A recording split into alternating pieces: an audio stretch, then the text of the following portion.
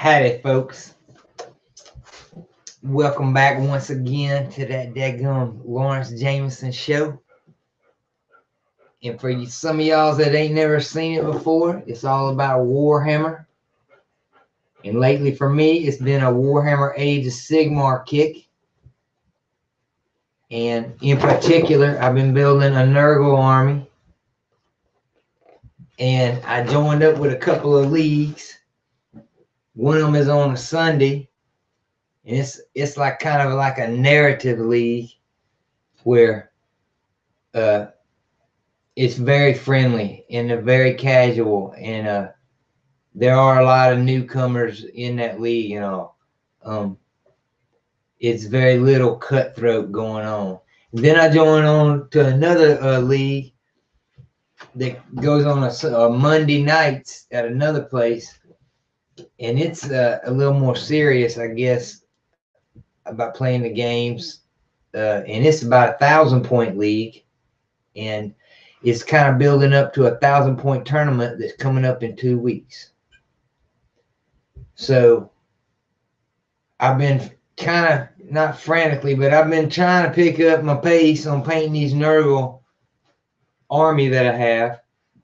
Excuse me, not that anybody else gives a rip about painting their own army, but you know, I'm so obsessed with all this that I'm going to paint my Nurgle force up. Hopefully getting the majority of it done before this weekend. Now, you're going to get to see a lot of dry brushing and stuff going on some of these bigger models, and you might sit there and say, well, man, why are you dry brushing on a Great Unclean one or a Glotkin or whatnot? That's $100 and something model. Well, with this army, I'm actually looking at these models in a different kind of way than any other army that I have ever built. I'm a collector as well, a collector of miniatures, and I'm a painter of miniatures, of course, and have been for a very long time. And so that's mainly my, and I stink historically so bad at the games that my main focus, you know, kind of fell more and more into painting and hobbying, and I'm pretty good at making terrains and whatnot and things like that, is what we kind of become known for, rather than dang rolling the dice. Well, with this army here, I got up in with these leagues and decided, man, I'm going to build where I'm thinking might be a competitive army. And for these guys, I'm not looking at them as collector's pieces. I want to paint them up nice to where I'll be in a run and maybe for the best painted and whatnot, and that ain't too hard around here. I'm not trying to put our area down, but you know, it ain't too many people around that's painting whole armies or even painting their dang army at all. So I want it painted nice. I want it painted nice, but a little bit better than what you might call tabletop standard. But I also want to paint it, you know, quick, you know. So because I'm looking at them as game pieces rather than collector's pieces. So let's go ahead and get started. If you've seen yesterday, let me go ahead and set my camera up so you can see what I'm working on here on the table. And I'll go through real quick what we was looking at yesterday and what I'm planning on doing today. And it's mainly going to be painting today. I got a little bit of basing going on, but mainly it's going to be painting. But you know what I say and what I do. We're going to see. Let me move my camera up.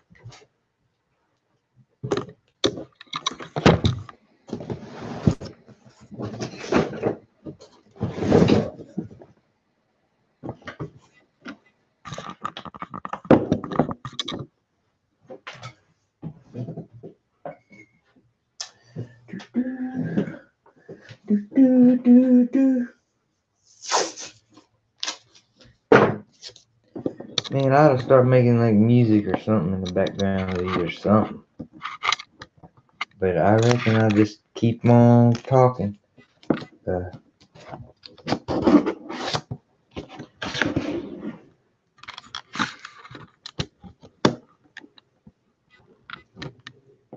think I had a pretty pink mouse that I got, mainly so I don't lose it. Since it's wireless, I put it all around. All right, is that a better position, a gooder position where you can see what all I'm going to be working on right here. Great unclean one. I'm going to be putting a couple of tufts on him of grass and whatnot. Rot flies. I got 3 of them, of course. I'm going to be painting their wings silver and possibly getting over to dry brushing their bodies and all, where it's going to be the green parts. And I got from yesterday the tree, the feculent narwhal, that I already dry brushed yesterday in the video, from grays all the way up to a white. And I can go ahead and start today. I could have yesterday after about an hour, but I can go ahead and start putting my colors all over this thing. I can almost do the whole tree all at one time. I'm going to lay in maybe some metallics before I do that. That way I can wash the metallics at the same time as I'm putting in my colors with my inks on this. So I've got feculent narwhal I'm going to do.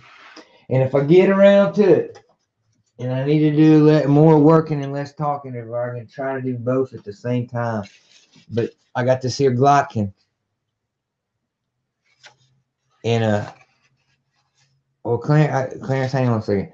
I'm gonna hit this Glotkin with some different colored greens that's gonna come up a little bit different than this guy. He came out a little dark. He's got some yellow up in him. This dadgum thing would focus. He's got a kind of a yellowish. He's got a greasy look to him. I still ain't finished him all the way out, but he's ready to put on the tabletop for sure.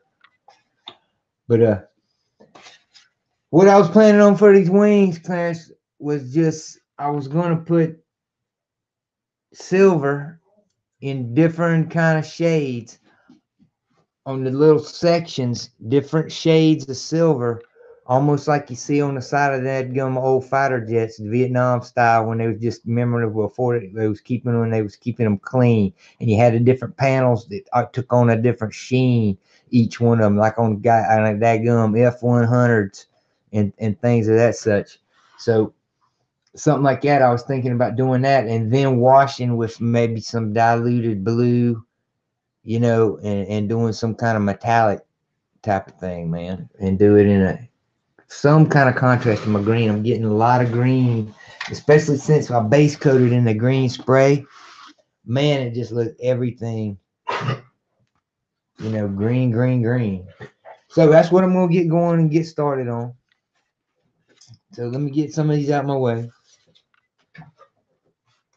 And I reckon what we want to get started on first is I will give a base coat of silver to these wings here, so they can be dried, and then I can go to working on some other things, maybe putting the tufts down on him. All right, let me get my rot flies ready. Get that old tree out the way. Now we'll be working off a wet palette. I'm gonna go over it again real quick. If you didn't see it yesterday, I take paper towels, fold it up about 3 or 4 paper towels thick, fold it up, and set into a shallow pan like this.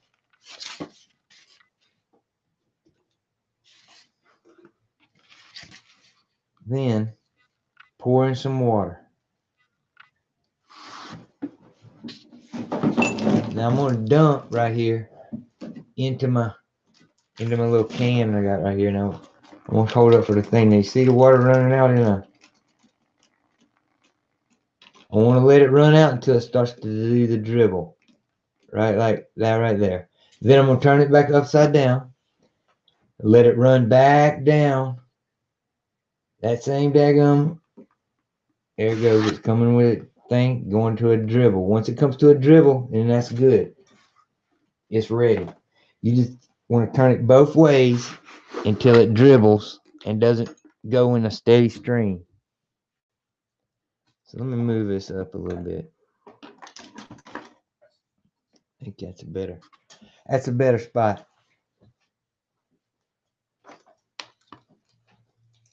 All right, the first thing I'm gonna do is I gotta put out a piece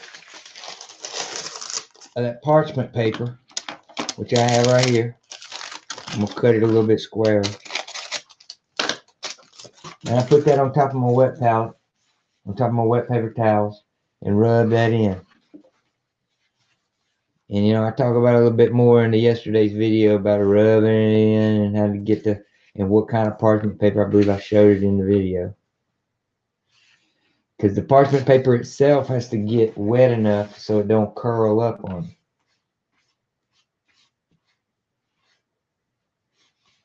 All right, now it's absorbed the water.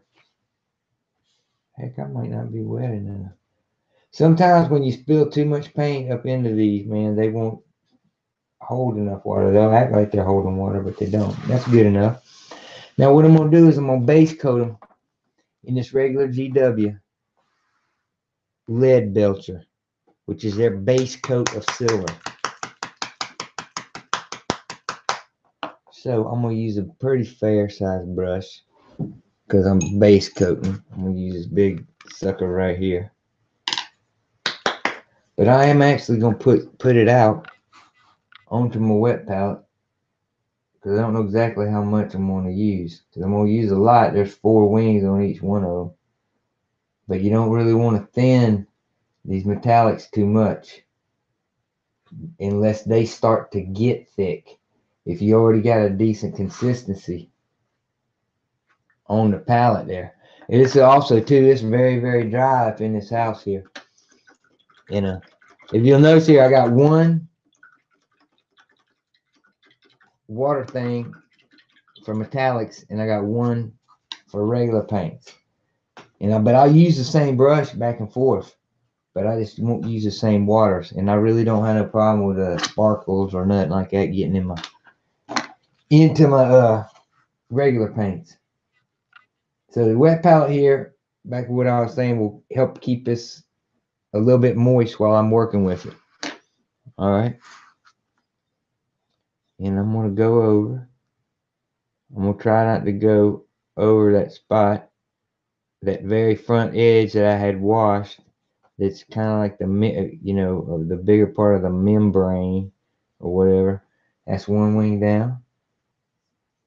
Well, the top of one wing. I'm using a very wide brush so I can just rake across. And this is a base coat. So I'm wanting to be thorough. And I don't want to take up too much detail. And this is coming out pretty good. I'm going to go ahead and do the tops of all these wings. Work my way in there. And I see how I did mess up and got over it. But if you catch it real quick, you lick your finger, get that edge, and take off where it hit. Right there. And if you don't, you can go back and hit it when you're highlighting, because we haven't highlighted that. The highlight would take it probably out if you hadn't gone too far much on top of it. Okay, I'm going to bone the 4th wing here. And this might come out alright. The silver looks good to start with. Okay, I'm going to flip him over. Do them bottom wings.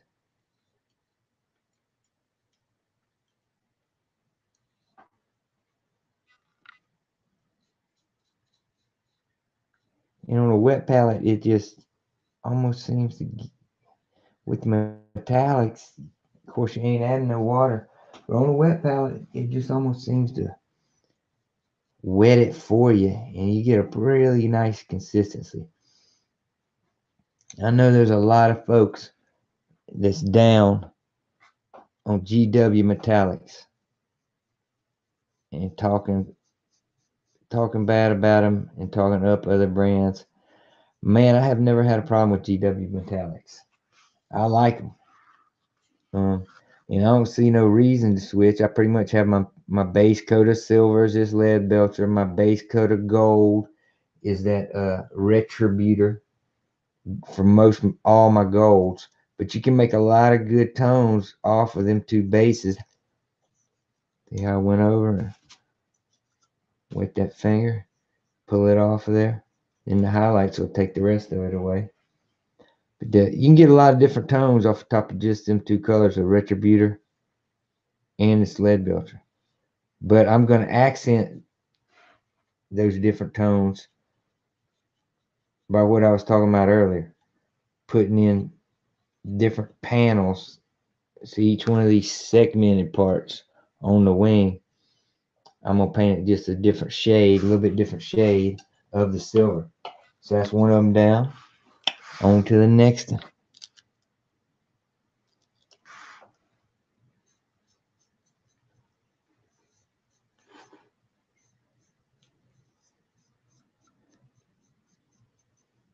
Okay, like I said, I'm not thinning this silver out at all. I'm just working with it on a wet palette so that it keeps it nice and moist. My house is so dry, if I was to put it on a dry palette, I would have to add water over a period of time. If I didn't use it all up quick, I couldn't put out the amount I had just put out there, because it would dry up before I could get it out. And then in the last parts, it'd get real sticky. It'd get real sticky later on top of these wings. And see, I'm using my finger to steady the edge of that wing as I'm putting pressure with the brush. Using my finger out there. Just be careful, don't get some color paint on this finger and then touch it somewhere else that you've already painted. It happens to me all of the time. So it might happen to y'all too, but I try to minimize it. See, I already got a little bit of silver on that finger right there, but a lot of times it'll dry up before I touch somewhere else to it.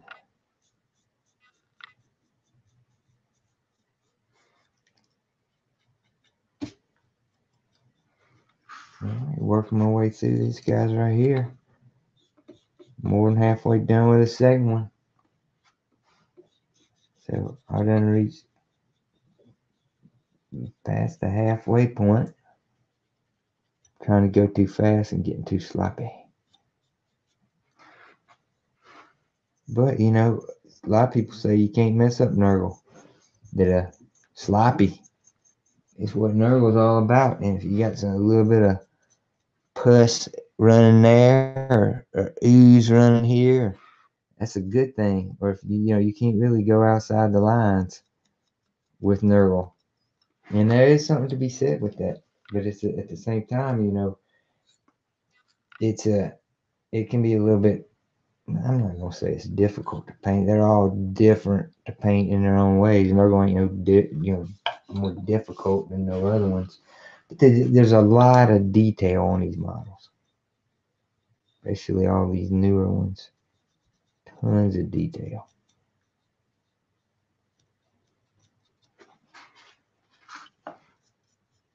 Well, I'm glad these ain't metal. It would be top heavy. I'd have to build a base to keep them from flipping over. As I was talking about yesterday, sometimes people just have these things with these crazy hooked wings just on the regular flying bases or whatnot, and they don't got any weight at the bottom at all, and they reach across the table to move something, and I mean they catches them up on a shirt sleeve or something, like a pterodactyl grabbing a prey and just drop it from a foot high on top of a building or something on the boards a foot or two away. Then they won't hardly sit nowhere that ain't completely flat. So, going to plastic is really a good thing with these. But I still put them on. I put them myself on a resin base right here, because I don't like dang models flipping over, man. I'm old school about glue, and you can pick up dang near any of these. They got dang quarters and washers glued to the bottoms of them. Dang, all of them. There's Typhus there. He got a big old washer. I guess a washer's better than a dang coin.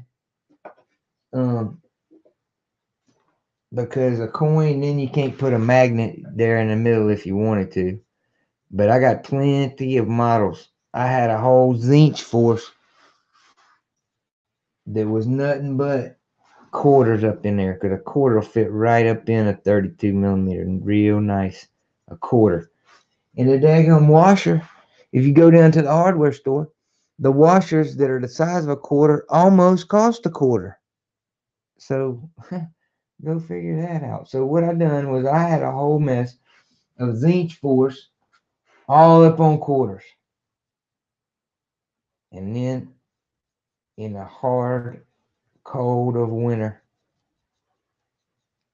when a couple of jobs fell through and I had to scratch up a few dollars to get a hamburger, guess what was on the bottom of my Zinch force?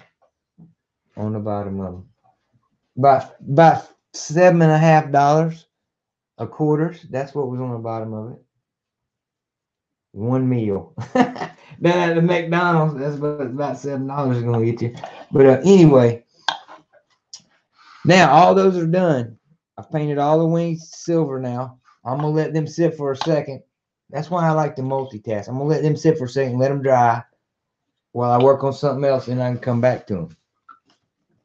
Once again, I got two water pots. One of them is a just for metallics, and one of them over here is just for regular paints. Now it looks like I done got so sloppy and run a big mess of silver. I reckon I can get around it. I can get around it with my other colors. All right, so what I want to do next is I want to place a few. I'm switching gears completely out of painting for just a second. And I got this great unclean one. And I was working up his base yesterday, and I had put a bunch of flock around where I had from where I had earlier put a bunch of Nurgle rot.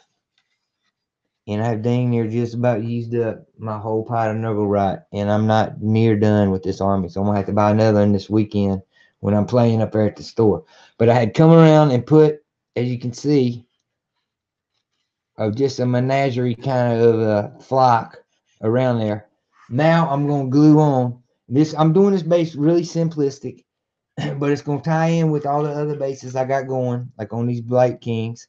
And the plague bears that I done pretty much finished up yesterday by putting the little tufts on. So I'm gonna throw a couple tufts on him, and then we might get on over to that tree, or I might come back and lay the other colors in on this. I don't know what I'm feeling like.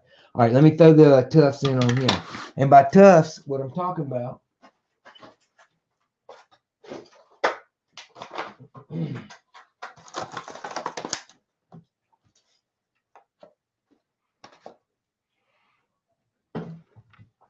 is these little grass tufts. They come in these little packages. I believe GW is even selling them now. And a lot of them, you know, are round and all.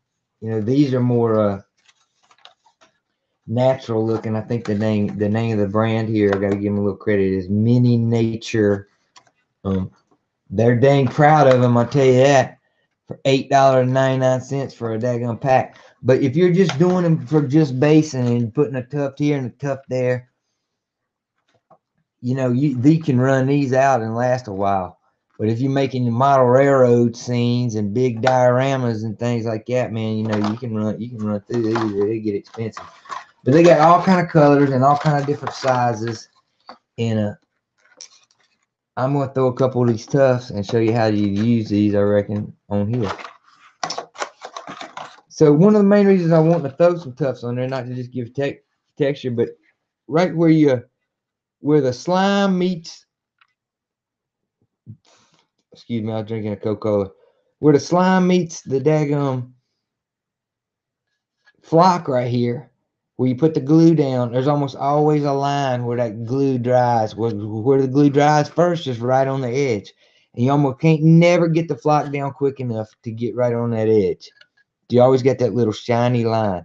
So you can go back and tinker and doctor with it and put some more slime up, you know, take some more Nurgle rot and run up to it. But before I do and all that, I'm going to throw a few of these grass tufts in there, and I'm gonna throw them near that line. And what I'm gonna do is I'm gonna throw them on the flock part, and then up near the line so they hang over a lot, and it breaks that line up so people, you know, just kind of ain't looking at it, or your eye tells you it's maybe a little bit shallower part of the slime pool. So I'm not going to use these orange ones. I brought them out here for just show and tell. But to break these open, I'm going to need a pair of tweezers to grab them with, and I'm going to need some super glue to put them down. So what I do is go in there and just grab a tuft. They come up in clumps, and that's to get a more natural look. And if you can get a look at that one where it come up, it's kind of like a double. It's got a big one and then kind of a little one with it. You ain't got to take a scissors. A lot of them ones is straight up round, just round, like the ones GW sells and all. I had to sometimes take them and take a scissors and go around them and irregular them up, you know, because the round is just too regular. So I done put that one down. And if you've seen how I done it, I grab another set of them, put the super glue to it, put it down near the edge, and once I got it down, then I let go, then I pinch my tweezers together, and then I use my tweezers as a poker, as a poking stick, and I poke right down through that grass to poke the super glue in the grass to seat it down in there. Ooh, this is a nice one. It's a triple, and it's almost in a symbol of a Nurgle. Ooh, I'm gonna put that right there. I'm gonna turn around. I got another color that I was using on the Plague Bears base. It's a little bit brighter green. I'm gonna put some of that on the back. That stuff ain't tearing off as well as the smaller, but of course it's probably made who knows where by some machine that gets uncalibrated a little bit and starts spitting a little bit too much glue till they catch it. I'm using some of this lighter green. Come back over. Sticking it down. Grab another clump of this different color. And I got one more kind I'm going to put in here. This kind has a little bit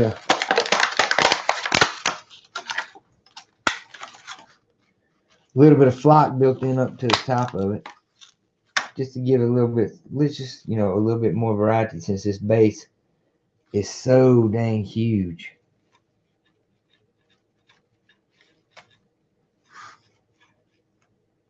I was going to put Nurglings frolicking all around it and everything, and I still can still put them in there, but I want to get them painted up as separate and all.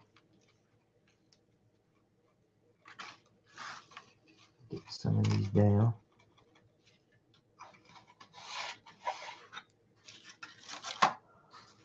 Get another big piece of this green.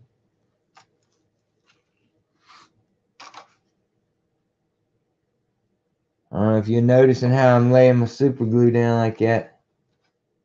That's because I done got down near the end of that bottle. And if I have to turn it up every single time, I'll be waiting and waiting and waiting. So I'm down near the bottom, but I got another one sitting over there in reserve.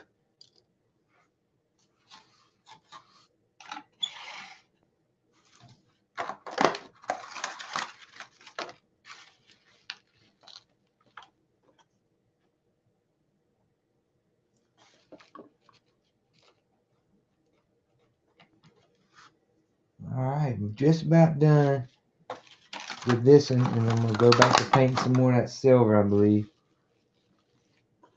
Just what I'm going to do is finishing up on them wings of the right fly. So I've thrown a bunch of grass tufts down, mainly along near that edge. I'll put one more over there. And on this base, I can use a couple of the bigger ones that I can't use on smaller bases get away with it. No, one more here.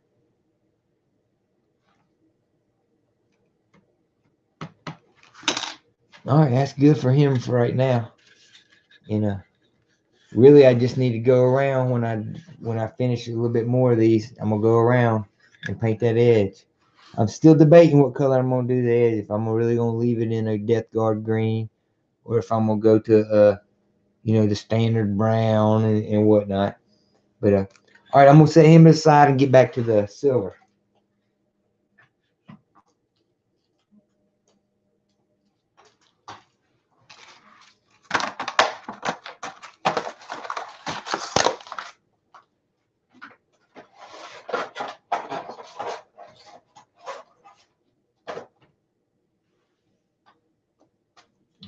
Put this away. Now the silvers I'm gonna use is once again that lead belcher, but I'm gonna add a little bit of black to it to make it darker. So I'm gonna get it going right here right now. Move this up so it's a little bit closer we can see.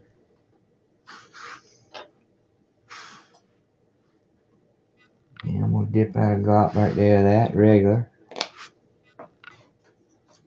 Grab me some of this black. Now I use black and white craft paint because I use so much black and white that if I was using GW black and white, I'd go broke. I couldn't keep up. So I'm gonna take some of that black, mix in, get it mixed in. I don't want it too dang dark. That'll work right there. That might be too dang dark.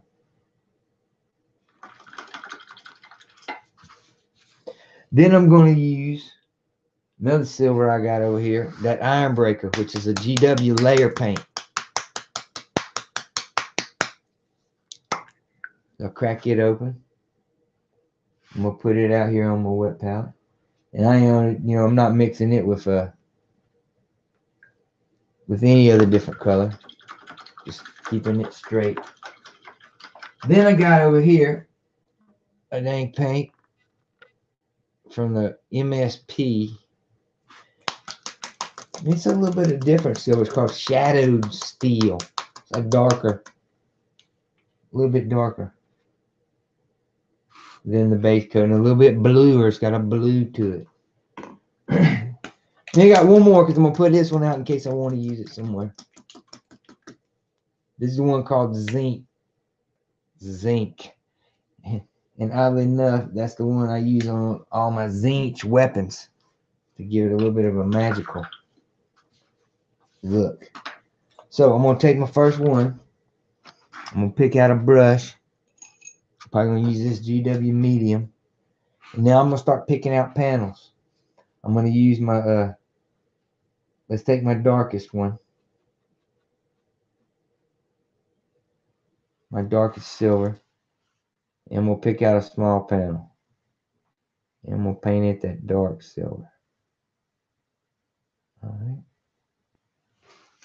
Yeah, I'm gonna try to mirror it over here.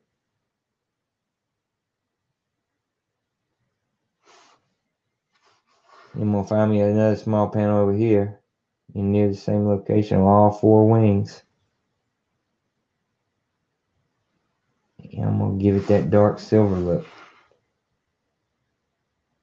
I hope I didn't go too dark on this one. It looks kind of dark, but we'll see.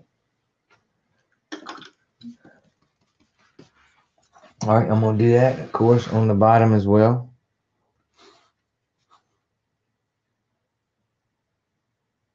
Find those four, same four.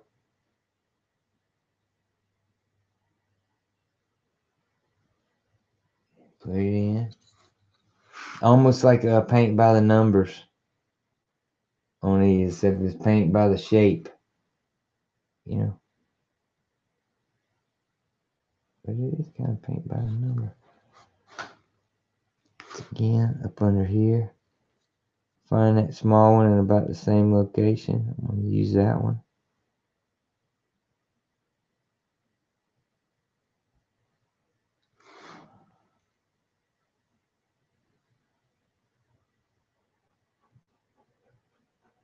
Alright, that's one rot fly down. I'm going to use that same color.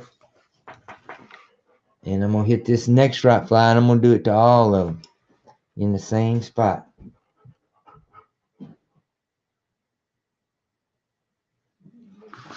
In that same panel, I'm going to call them panels, like an aircraft panel. That same panel, I'm giving it that dark silver.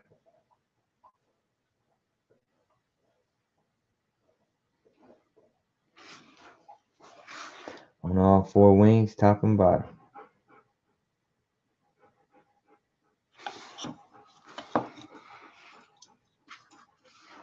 Flipping.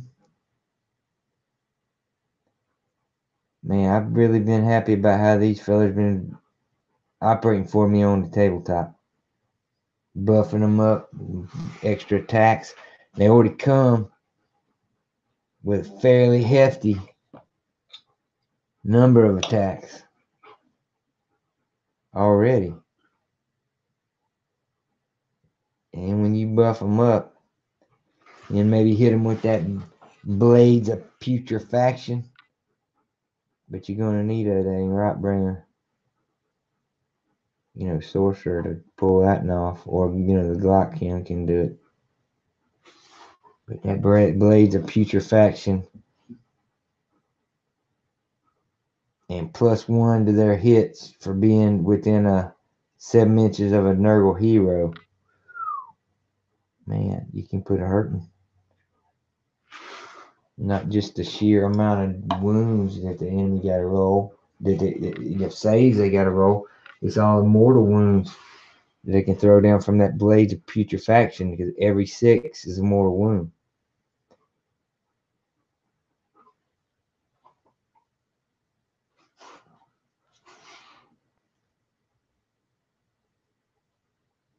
And even without a great unclean one helping you, they're going to be rolling 15 or so saves against it, plus at least 3 mortal wounds on the average. But you gotta roll the dice like all at once. You gotta get all these spells to go off. You can't roll a dang 6 or 7 or anything like this, and all this strategizing don't really matter.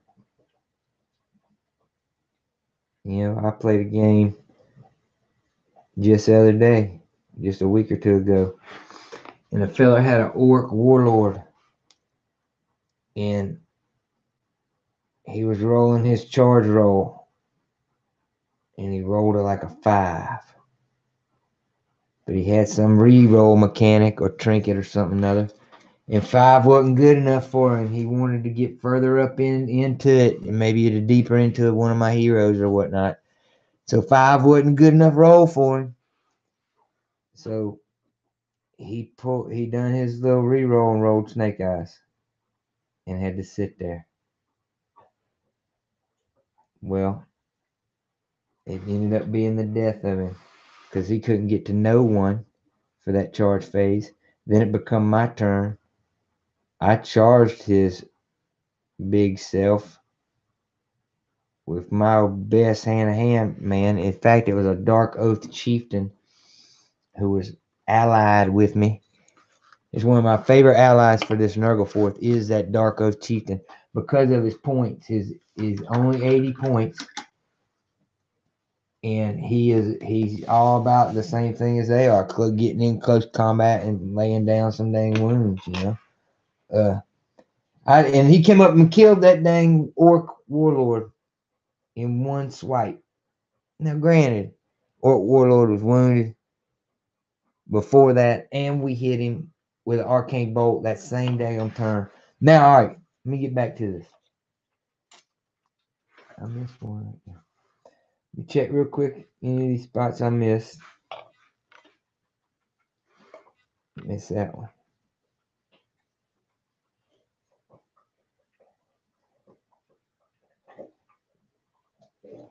It's running my mouth. All right, here we go. Now I've laid in that darker shade in all those panels. Now I'm going to lay in a lighter shade, which is going to be that medium one, which we call it Iron Breaker, that layer. That one's going to be movement more way too subtle. Well, that one's too subtle. Let me change gears. I'm going to put straight Stormhost Silver on it instead.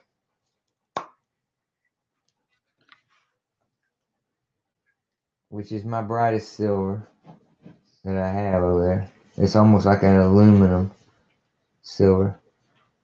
I'm going to lay it down. Let's see what it looks like in some of the spots. Oh, that's a little brighter. Alright, and I'm going to lay it in on a couple of the panels on each wing.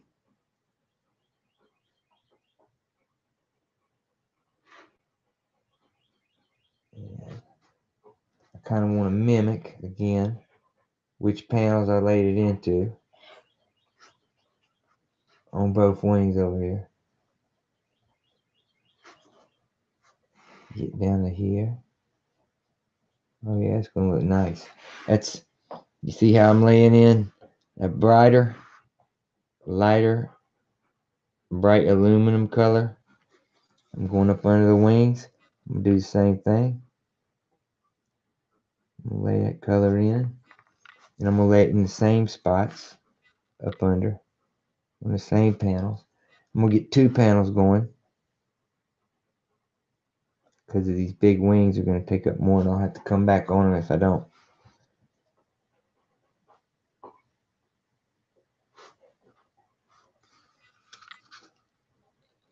And hopefully all this work is going to give me a little bit better contrast when I go and wash these wings in like a diluted blue, Drakenhof shade. So that he's done, I'm going to him on the second one. And once again, I'm laying in like an aluminum. These will be right next to those other ones. There'll be a good contrast. Right next to the dark part. Aluminum there and aluminum out on the end. Aluminum there. And that on the end. And I got this idea from them old jet planes from the Vietnam era. The F-100, F-105. When they had in that era when they had quit, when they wasn't using paint on them, they were just going straight up silver. That era. And each panel, whether it was through manufacturing or whatever, age or whatever, they'd start to get these different patinas and different shades and all on those panels on the aircraft. And that's kind of what I'm trying to go with on these wings. Alright, that's 2 of them down. I hope I put out enough stuff. Don't look like I have. Going to the third one. Like I said, I'm putting down the silver, then I'm mimicking it on the other side, on the mirror panel. I'm going to have to pull out some more Stormhost silver. And ate it up. There we go.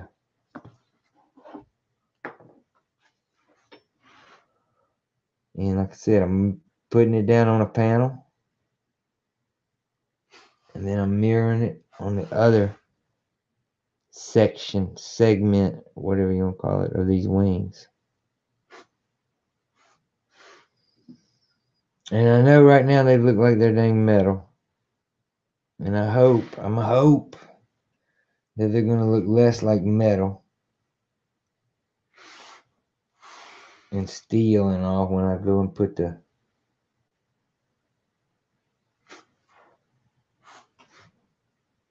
washes on top of them, excuse me. Okay, I'm laying in these. Gonna flip him over. Find that panel.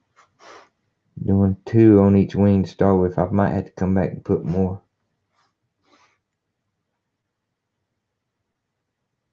Yeah. And that one. But yeah, I've been loving these rot flies. I don't love them enough to get another set of them because I love my putrid Blight Kings more. And I ain't giving up no putrid Blight Kings so I can have more of these. These are shock troops. You know, mobile shock troops that you can have, and you buff them up, let them hit something that you think that they can kill early in the game. Or you could use them another way as objective grabbing type things later on in the game. I need to get a little of that darker right here real quick. I went over the lines pretty bad. But you could use them later on in the game, I reckon, as objective grabbers. All right, that's that one. Is that all three? That's all three. With that shade. I'm going to go to a third shade. This is more of that blue. It's kind of a bluish steel looking. I'm going to start over here and do the same thing as I've done. Put that down and then mirror it over here. Oh, that's very blue.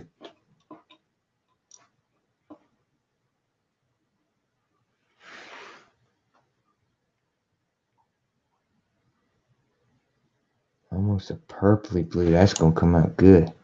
Okay, like I said, I'm picking the panels and I'm mirroring it on the other side. I'm using several different shades of daggone silvers that I have in my arsenal of paints. So I'm picking the panels, painting them, and then I'm going to mirror them on the other side. Painting the same panels the same way.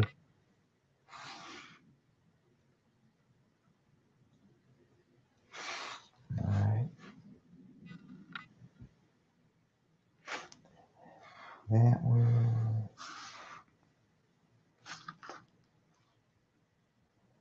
It's good. The top of him, he's good. That's one down.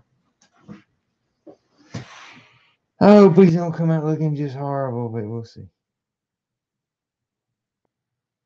Alright, I'm painting, you know, they're all gonna be just a little bit different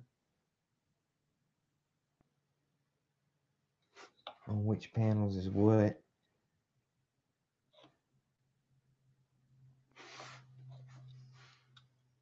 I'm working with that bluish silver right now. Almost a gun blue right now. Weird. But I like that. It's a good looking blue. And it's starting to become hard to see where my pieces are. If it hadn't been colored yet is what I'm trying to say. There. There. On that inside one. That's how I did that last one.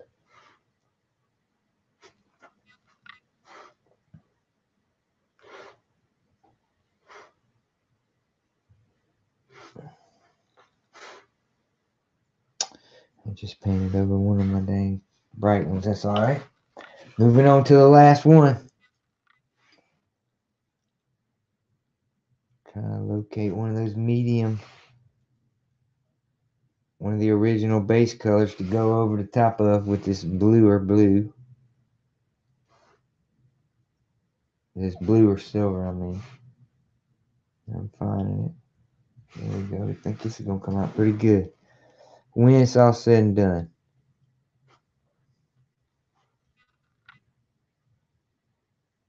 Alright. Just about done here. We'll go there and the tip. So then we'll go there and the tip. Alright, well, that's just about done. We'll wash that off and let them dry just for a minute. clean that off. Now, I didn't end up using that zinc color. You know, I might use it later on, but I felt like I got enough of a color variation in these ones that I laid in. So let me touch up real quick this end. I saw a little bit of green going through. Now I'm gonna let that dry while I move on to something else. Okay, what do we got going? We could dry brush that glocking. Or we could start in on this tree. I believe we're gonna start on this tree. Since we already have some metallics out here, I'm gonna go ahead and start in on this tree by painting some of the base lead belcher up on this tree, up onto the chains. And I'm gonna hit the chains real quick, and those little rings, I guess, that hold the chains. I'm gonna hit them real quick because I'm gonna do the bands, either brass or gold, the little bands that are up on the that wrap around the tree itself. I'm gonna do them either gold or brass. And I'm definitely, I think I'm gonna do the bells in brass, like all my daggum bells. So I'm gonna do these in silver, then get this metallic just knocked out of the way on this, so that in a few minutes I can start sketch painting it. And by sketch painting, I mean adding in inks and all over this thing where I had dry brushed it yesterday, all the way up to a white. It has grays all the way up. It's a little bit dark, so it's gonna come out kind of a dark tree, but it's gonna match that other dark tree that I have. But I may have to augment them blossoms with some highlight to bring him up. We'll see how highlight I can get him. Alright, let me lay in these chains. Now when I paint, man, a lot of these things, man, I work it down to where I'm real sloppy at the beginning as I'm painting.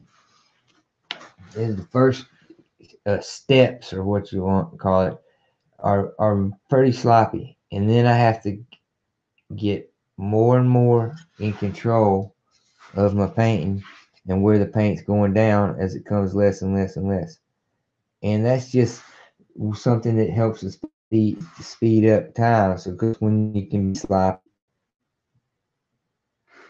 and by sloppy I mean doesn't matter if you get a little bit of paint on a certain section. Now, because right now, as I'm doing, you see, I'm getting silver all over them bells. The bells are eventually going to be brass. But at the same time, I don't want to get silver right now all over the branches. So I'm going to be a little bit sloppy when I'm down there at them bells. But as I come up near the branches, I have to get myself back in control and don't get silver on the branches. But at the same time, I'm not trying to waste no time. I'm trying to get these things painted. And I'm tired of throwing this black tree on the board as my second tree. I'm going to eventually get a third tree. I don't think it's going to be this week. I think it's going to be another week before I can just really bring myself to get in the third tree. Not that I got other stuff I want to buy. It's just I need to catch up a little bit on my painting of this Nurgle Force, and that's kind of going to help me. I don't want another black tree laying around. If I'd have done it right, I'd have bought the tree and done them both at the same time, like in a batch of 2 trees, a grove. But I didn't get one. So I'm going to lay out a little bit of gold metallic because that's what I'm going to use for these horns. Like I had said before, the gold metallic I usually use is that Retributor armor from Games Workshop. Thing I love about it is the coverage. It has good coverage. Very good coverage. Let me get a brush to dollop it out here. Yeah, it's one coat stuff over almost any color. One coat.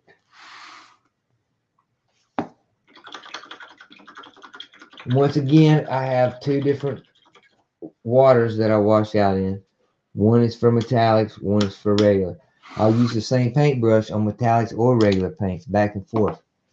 And I really have never had a problem in transferring sparklies into my regular paints. I ain't had that problem. So, let me get going and lay in a little bit of gold on these horns.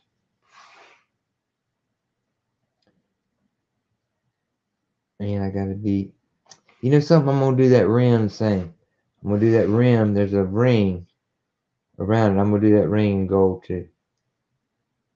That way I can wash Agrax all the way up to it and get a nice shadow to contrast right up against the bloom itself. I'm gonna do it in gold.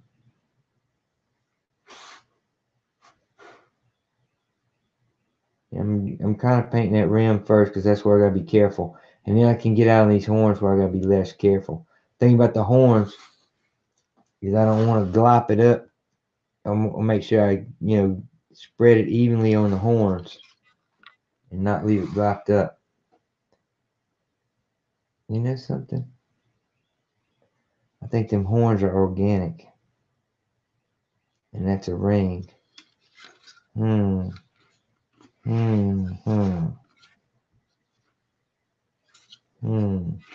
that's right. I just need to paint the ring. I don't need to paint them horns. I screwed up. But I'm going to paint them horns separately anyway. I'll come back and base cut the horns with a bone color because I am going to use them in bone, I reckon. Because they are organic. I just realized that. I should have known. I done painted one of these trees all the way from start to dang finish. So I should have known. Anyway, I'm painting this ring up gold. Because before I like to lay in any inks, I usually like to lay in all my metallics so that I can wash those at the same time as my inks are going on and coloring my non-metallic parts. The horns will be separate. The horns are as an added detail that I do last over on top. Right now I'm just painting these rings that go around the blooms. Now I'm thinking about these blooms, what color I'm going to do them. Now a purple going up to a blue would be nice. Purple going up to a yellow might look cool. I don't want a green. I'm trying to stay away from green because the rest of the whole flipping army is green. So I could go yellow, but yellow's too common all the time. Everything's got yellow. Games Workshop's ones is yellow. I could go yellow. I could go orange, but I already done orange one.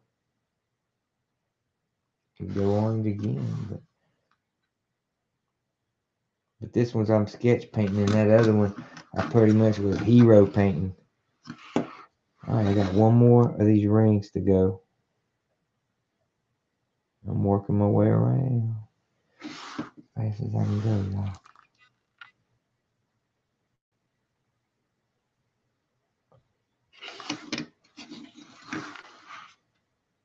I may have to lay out a little bit more gold because I may be at my limit right here.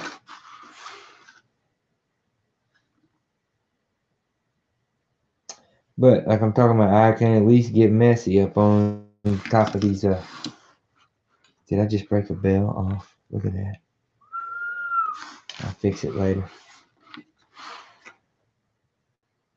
Ain't gonna cry over spilt milk. Here's one thing I see down here. I need to hit that bottom piece with some black. I don't know how that white got all the way down on the bottom right there. That ain't no good.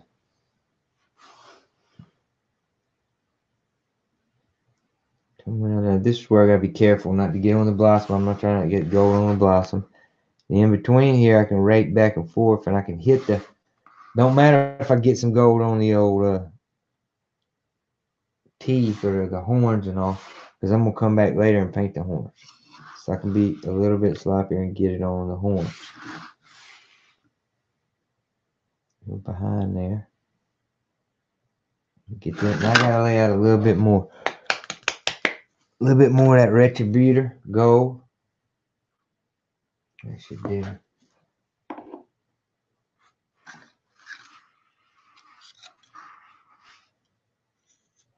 I wonder if it is retributor. It's retributor, and it's not retributor.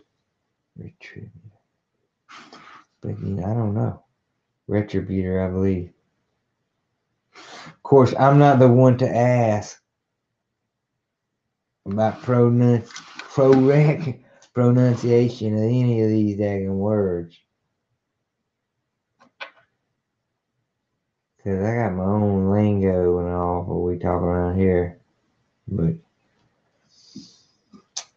some of our pronunciations ain't exactly what is by the books and by the proper Queen's English or whatnot. Okay, now I'm painting all around them the gold. I'm going to paint real quick these rings. There's only a few of them that I'm going to leave in gold. That I'm going to have in gold, I should say. Alright, painting that. There's one over here. Holding that bell. I can't believe I broke my bell off. I only have 4 bells on it to start with. Now I'm down to 3. I left a few of these bells off to use on certain other projects and stuff. And so it wouldn't look just identical to that other tree. So, let's see here. Anything else need a gold? I don't think so. But if I see something, I'll catch it. Now, let's go ahead while I have this and break out the bronze. And I use this, it's called Balthasar Gold, but it really ain't gold. It's the bronze and the copper and all base.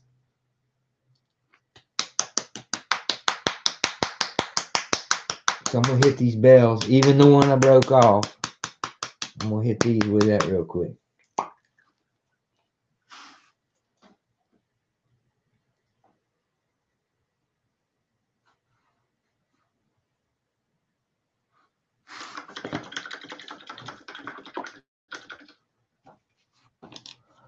I'll start with the one I broke off.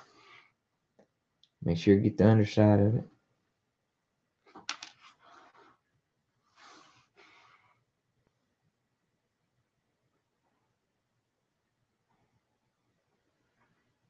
And this thing paint is a hair thick. It may be because I've had it a while.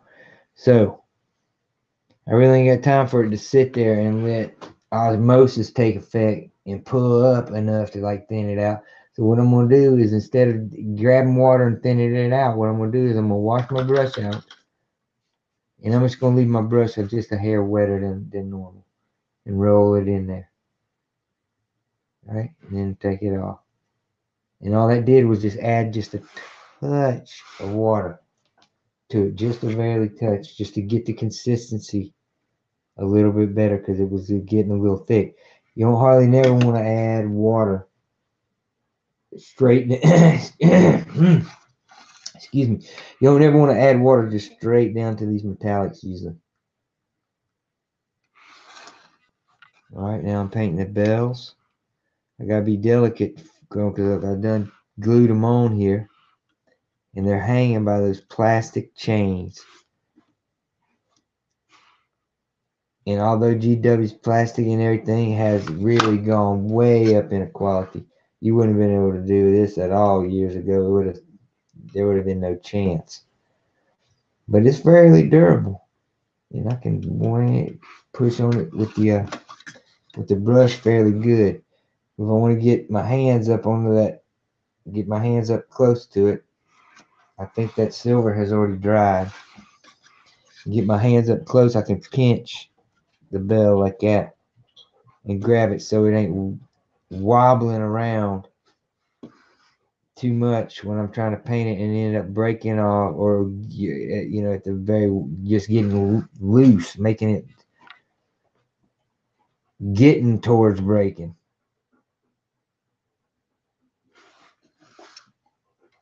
Don't want to come under here.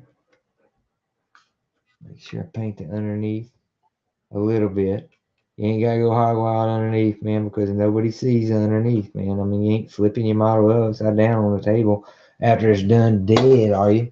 No, you're just picking it up and pulling it off the table. So the underneath really don't matter at all unless you are one of them people. But I'm just kidding. Underneath don't matter to me.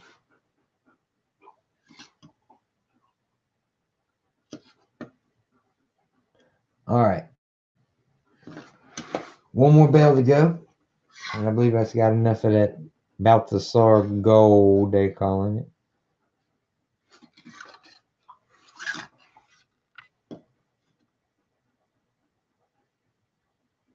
And yeah, I believe we're going to be able to sketch paint him tonight. That gold, because I don't want to. I didn't even get spray paint on that part. It's crazy. That bell. All right, and it's looking to be like I got all my metallics laid in.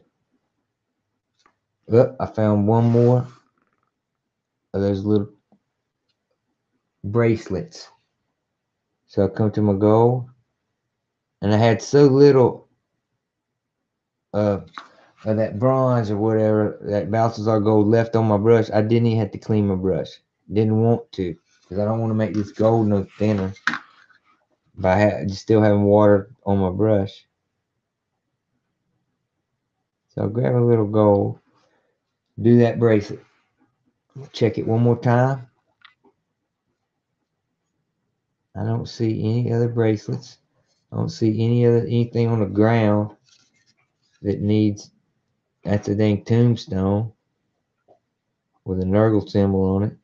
None of this is metallic. So we'll clean off.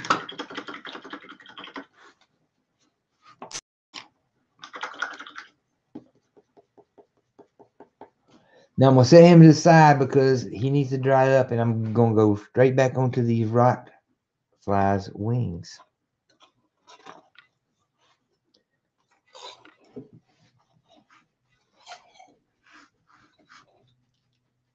Now, I have already painted in the different sections of the rot flies' wings. I think that one's about the best look at it right there.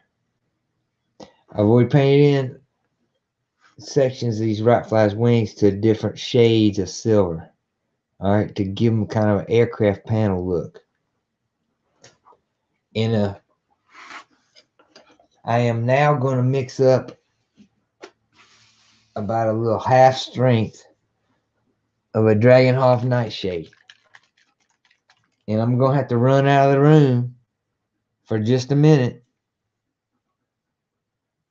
to grab something that I need to do this with, but I'll be right back directly.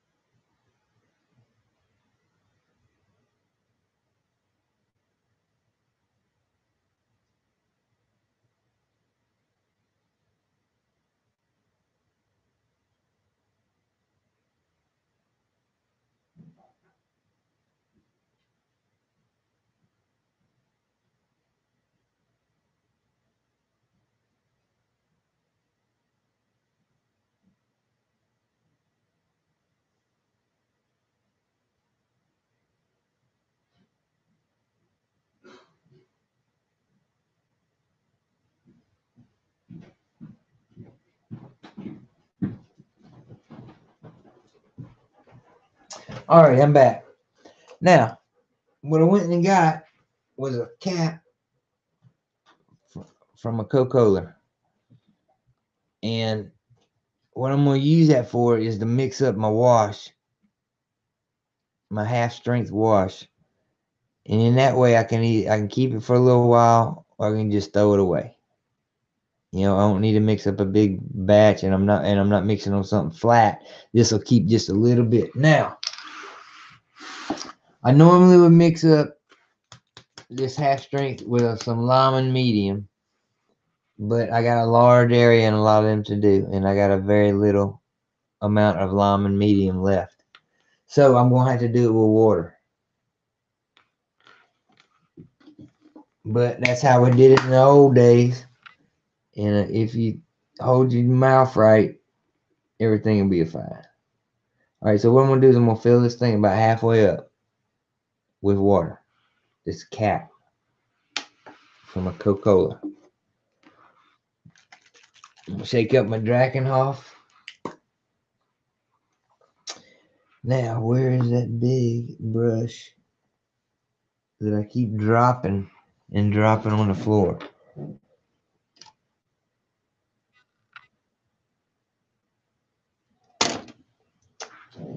There she is.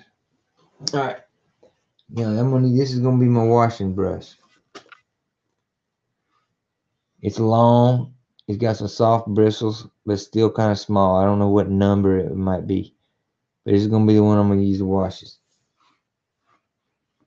First of all, I'm going to grab up some of this. Rake it in there. That's 1, 2. Since I filled it halfway up, I'm probably going to have to put about 4 in there to get it to have any kind of effect. Let's go ahead and put 5. So on the 5th one, and like I said, I'm raking off on the edge to get most of it out of there. All right.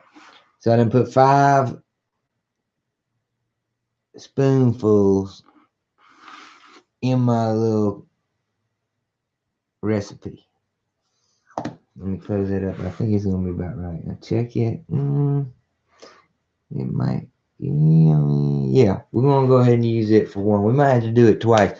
I'm going to go ahead and use this because it ain't too strong and it looks like it might be all right. So what I'm going to do first is take the first one wings. Now I need to have me a clean paper towel nearby to draw off. And by drawing off, I'm going to show you what that means. Because when you put this wash on, what would be the best one to look at? You looking at that one. All right, so I put this wash on. If I get too much on there, I take it and pull it back to the paper towel. This one did not have too much. This is giving it kind of a bluish sheen, and that's what I want, okay? We'll give it all over. I'm going to do all 4 wings. This nice blue sheen.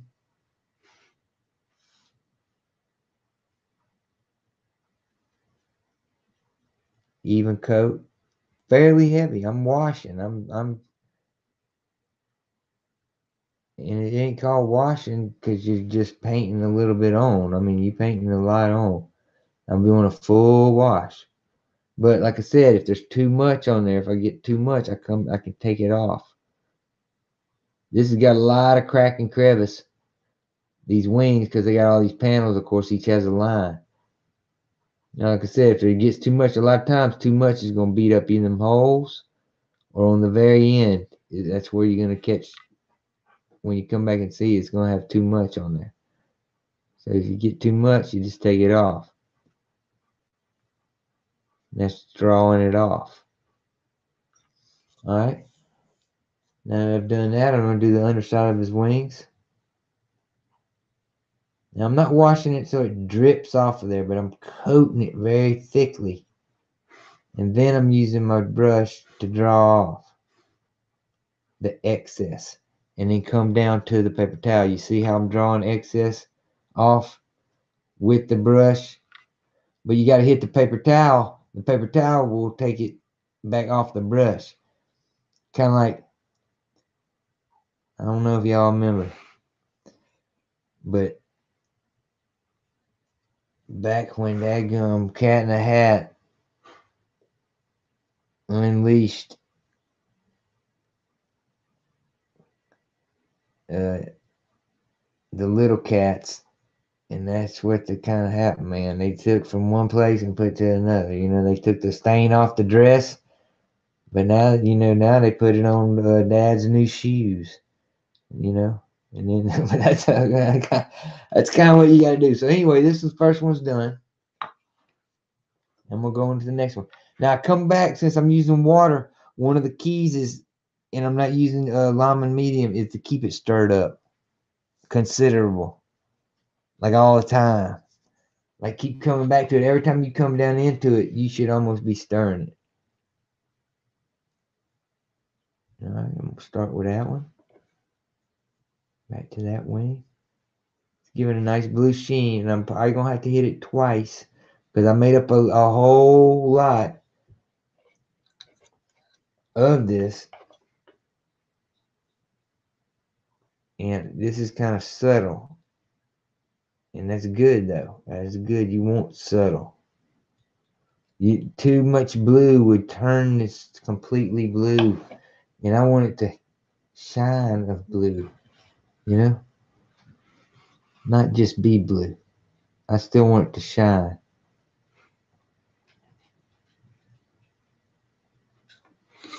And this is gonna be glazing it over with the blue.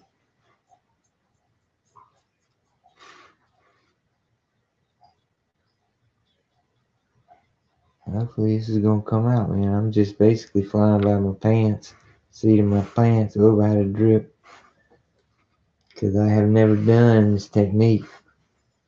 And I'm out here now doing it live. Well, I've done this technique, but I have never done trying to turn these silver wings to daggum blue and all. I may have before. I did it on a, what's that called? A black arc. This, what's his name? Black Ark Chieftain. I didn't Captain. Black Oak Captain. So I can't remember. He had a cloak made out of scales. Dragon scales it was. I believe it. Some kind of fish or some kraken. You know, I done his up real nice, and I can't remember if this is how I done it. I'm kind of hoping and praying that this is the way that I did do it. Oh no. Like I said, once again, I'm trying to keep that stirred up. Going back over. Giving me a nice blue sheen. And I cut it way more than 50-50 because I filled up a half a cap from that 20-ounce Coca-Cola. That's another way to clear them holes. Clear them murder holes. And I put about 5 big brushfuls of Drakenhof Nightshade in it to give it this bluish, just this bluish sheen. I don't even know if you can see it from this horrible camera. But anyway, that's all them 3. So they gotta have to sit the bench until they dried. So I'm gonna put them over to the side. Get them out of the way, off of the bench. And if they don't come out enough, I may have to add another glop of the blue. But we'll see what they look like when they dry. That's the thing about these washers and shades. You ain't really gonna know exactly what they look like till they dry up. And you really ain't gonna know. Alright, the next thing, what do I need? Well, over here, I really do need the second coat of Nurgle rot on these fellas' bases. Because if they come out alright, I think these are the ones I'm going to use this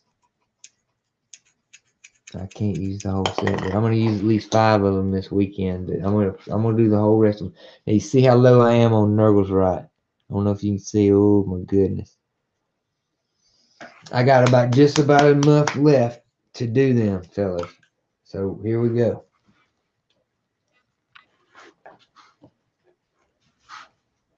It takes 2 coats of this Nurgle's right when you put it on a base like this to get it thick enough to where you can't see through it and to where it actually looks like a puddle of who knows how deep slime. So I'm putting a second coat on these dudes here, and by tomorrow I can do the flocking on their bases and also put down them little tufts like I just showed in the beginning of this video of how I was doing on the Great Unclean one. I can do that to these guys, and boom, their bases are almost done. I believe I'm going to try to do everybody's rims on them all at once on Saturday night. So you can see what kind of social life I got. You know, now I'm have fun, man. But I'm not going nowhere on a Saturday night. I'm dang doing rims on my bases so I can have the only painted army at the dang league. No, there's a couple more painted army, but I just really wish people would paint more. And I'm never, ever, ever, ever a paint snob to somebody to their face. I have never told nobody, man, I ain't playing you because your stuff ain't painted. Or now there's occasionally I'll joke with somebody and say, look, you should give them these painted models +1 against the unpainted models to hit. But I'm joking, and only against the friends and all. I don't say it against people I don't know, strangers that I play. But I wish more people would be into painting the models, because if you want to be that much of a paint snob, I'm gonna tell you right now, you ain't gonna get no games. Not against people at the local stores and all. You gotta play unpainted models. You gotta play primed up armies. You gotta play. I mean, I draw the line at proxies and stuff like that. I really want to play what I see is what I get to a point. To a point. But if you want to play, you know, you got to play with. You got to kind of accept everyone's way that they hobby and have time to hobby and all. I've had to accept that not everyone is so daggum gung ho and crazy about this stuff as I am. Even people that are playing the games out there, you know, they're not spending all their evenings, you know, painting up these models, spending their Saturday nights painting their rims and dang bases. No, man, they got families that they're having to do all kind of stuff with, man. Man, my family's done growed up and flown the nest. And so it's just me and these daggum chickens and dogs and all that. So I have a lot of free time to do this, man. Well, I use a lot of my free time to do this stuff. Let's put it that way. Okay, that's 2 bells for the evening. I just broke a bell off of this feller's tentacle. I'm 2 for 2 on breaking bells tonight.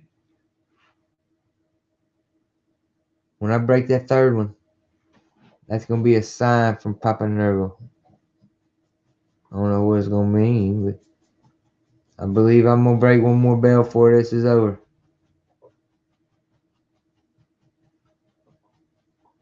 Boy, I'm coming down near the end of this Nurgle's Right that I got. It's going to be it for the Nurgle's Right. Hopefully, I'm going to be able to finish out these putrid Black Kings on this pot, because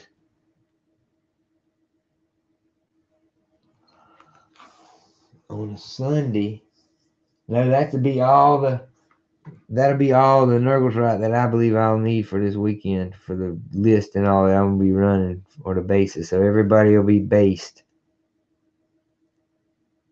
at least. Not completely finished, because I mean I still probably have. I don't know when I'm gonna get to the second and third and all coat on the skin and all of these fellers. I don't know when I'm gonna get to that. But I want tabletop ready, you know, it's all about faces, bases, and shields and all. And make sure some of these fellas, you know, the shields is not up to snuff. I'm gonna make sure I got Nurgles right all over my fingers, and I'm dragging it everywhere. Good gracious!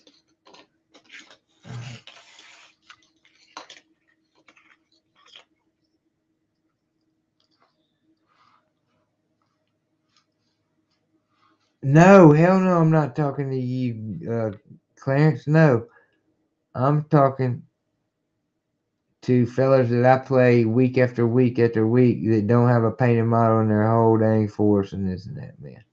Clarence has got a big, nice force, and he paints. I don't know what he's talking about. I'm not talking about you. You know? Clarence is a 40K player mainly, and he has a sweet army, Blood Angels, old school as hell because, you know, I've been knowing Clarence for many a moon. And Clarence and I was playing back in 2nd edition Warhammer, and he still has whole armies of Imperial Guards and Space Marines, Chaos. I mean, just massive armies in Warhammer 40K.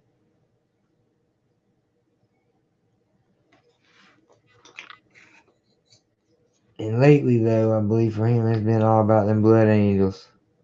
Just like for me, I fell back on my old armies until I got a hold of the new Nurgles, and I built a new Nurgle. I built a Death Guard army,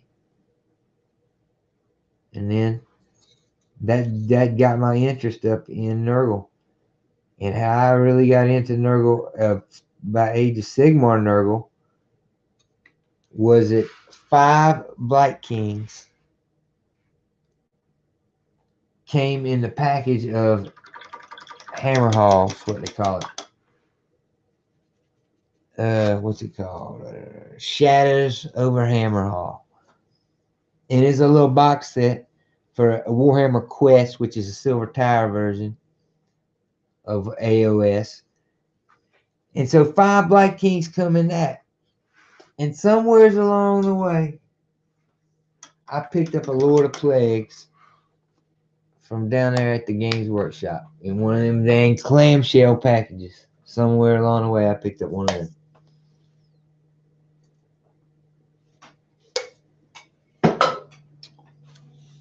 And I assembled them all, but they sat unpainted for a whole long time, months and months. They just sat unpainted. Then I painted. Then I had dry brushed them up like I was gonna sketch paint them,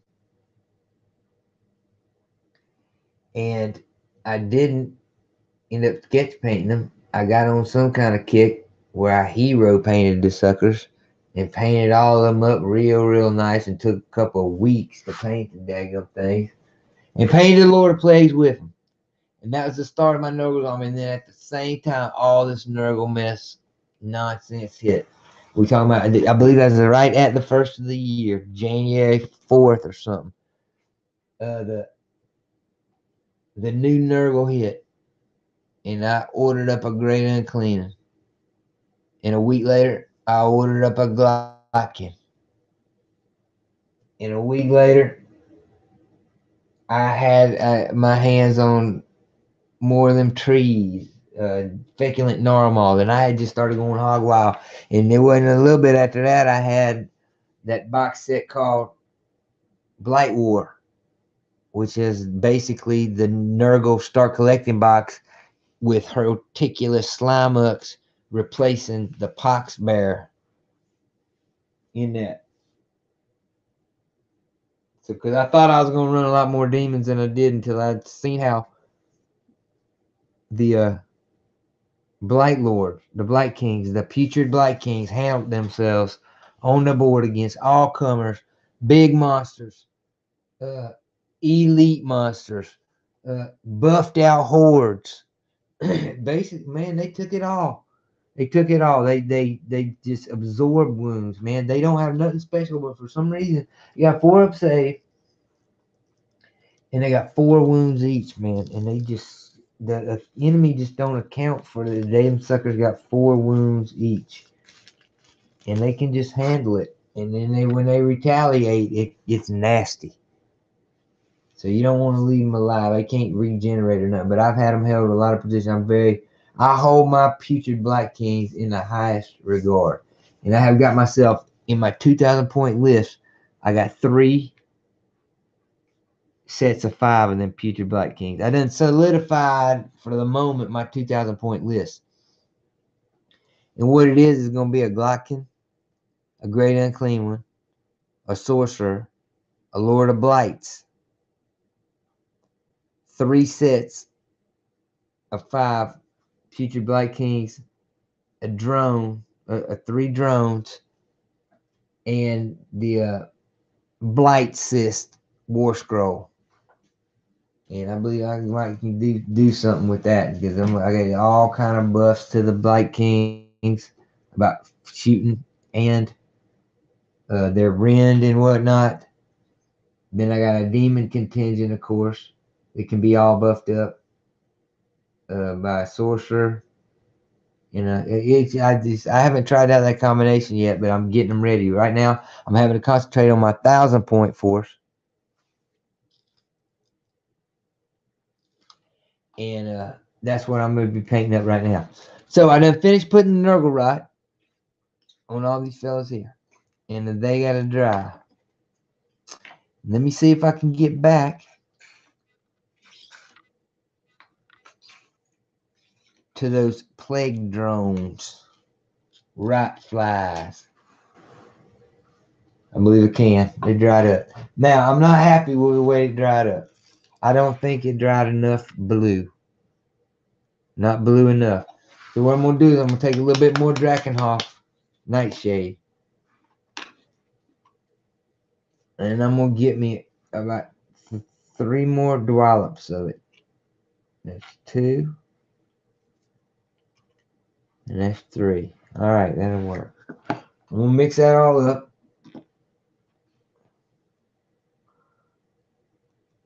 We'll check it. That's a little bit more like it, I believe. I went way too light on that first set. Okay, get that mixed up. And we'll wash again all these wings. Hopefully this is going to be more like it. I'm going for a glowing blue. A metallic blue. That's what I'm going for. Without, excuse me, without overpowering the metallicness of it. If you just put straight nightshade on there, it's gonna overpower the silver on these wings. It just is. I know from experience of putting that 2 of the strongest washes that GW has is Dragonhof Nightshade and alright, I'll see you later, Clarence. Dragonhof Nightshade and also that purple, what's it called here? Drushi Purple. Man, them are strong washes. I need to remove some of this blue, and I got a little bit too heavy. Instead of running down to the base, I'm drawing off to the paper towel from the big drips. I got some drips coming up under the wings from where I washed. Where the wash went just too much. It's too much. You take it off, go back and wick it off to the paper towel. You see all them spots on paper towel where I've done wicked it off. Put him to the side, get the second one.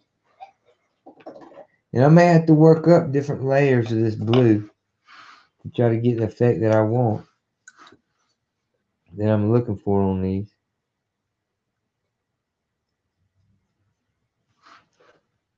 But it's like the dang carpenter's sneak up on it method, where you cut the board a little bit long, and then you check it, and then you cut it a little bit more, just a little bit, and check it, and a little bit more, and check it, and a little bit more, and check it, because you can't uncut the board.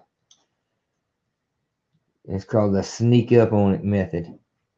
You know, that's a little bit way what I'm doing with this wash here. I'm using a little bit of a sneak up on it method to try to get it to the point that I want it to without overpowering the metallics and all that work I done with putting the different shades of it in.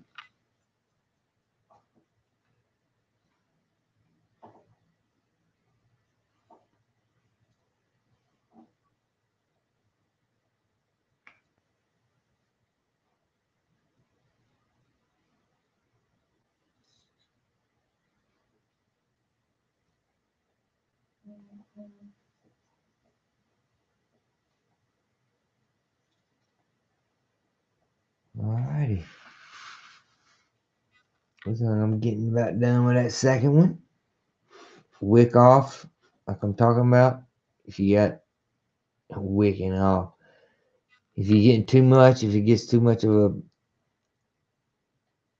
a drip, you take the paintbrush, wick it off. Take it back down to the paper towel. Alright, that's two of them down. Go to the third rot fly.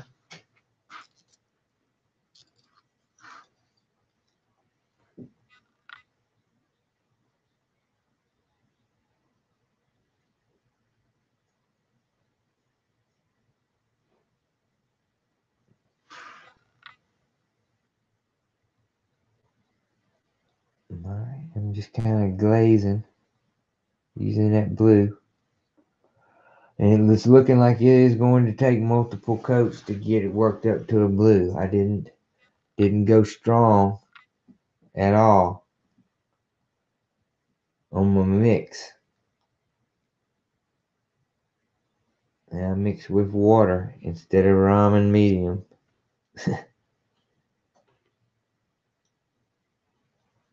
And so when you mix with that ramen medium, it makes it just like the regular old wash is all kind of sticky. When you mix with this water, it's a whole lot less sticky. And I think some of y'all know what I'm talking about.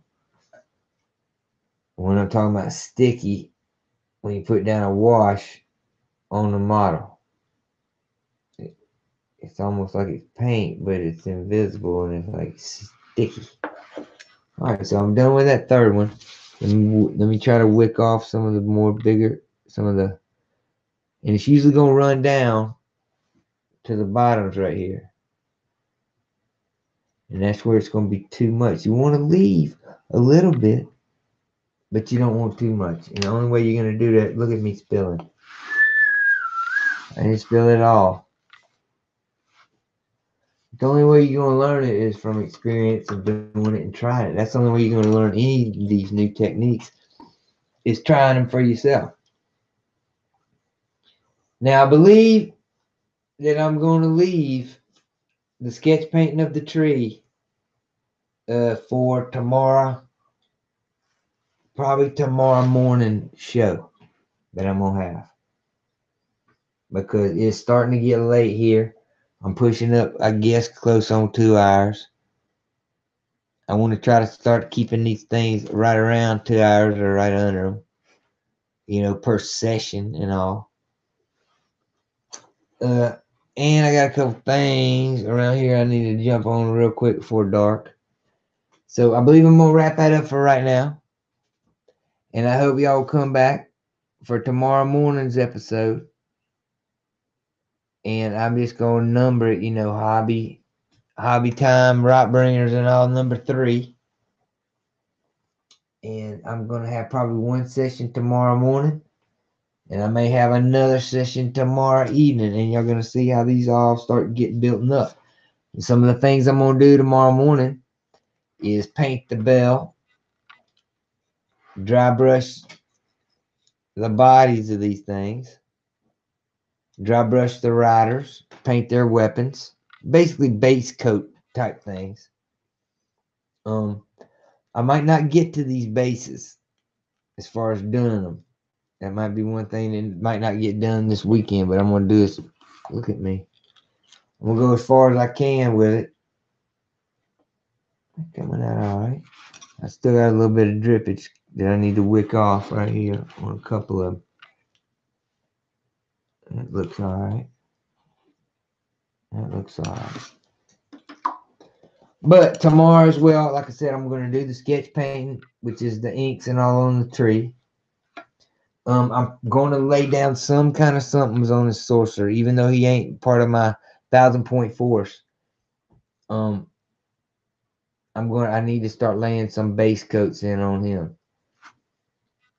I'm going to finish up the bases on these. They'll be ready tomorrow for me to add the flock to them. And they'll be ready for tomorrow for me to put down the little bitty tufts. Because I'm going with a swamp theme for them. And I already got to highlight their weapons. They're going to get a few things done, and then tomorrow I'm going to be doing some. So I only broke off 2 bells total because I got to go now. Only had a chance to break off 2 bells. So I hope y'all will come back again tomorrow. And I reckon it's going to be tomorrow morning is what's happening.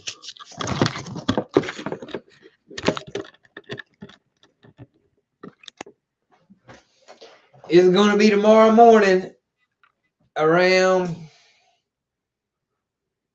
8 or 9 o'clock in the morning, I reckon, Eastern Standard Time. And if you want to know about it, click on your notifications on that little bell down there on the Facebook, on the YouTube. And what I usually do is I'm not really announcing them. What I do is I crank them up and go on, but I really won't go on live. I just turn them on. And that usually will sometimes send out a notifications to people that I'm doing it. And they'll pop in there and see what's going on and wait for it to start and whatnot. So I appreciate everybody that come and watch and is watching now. But I'm going to start back up around 9 o'clock in the morning and get on with those things that I said. And I'll see y'all then. I appreciate you coming. Subscribe if you haven't. And like it if you can. See y'all later.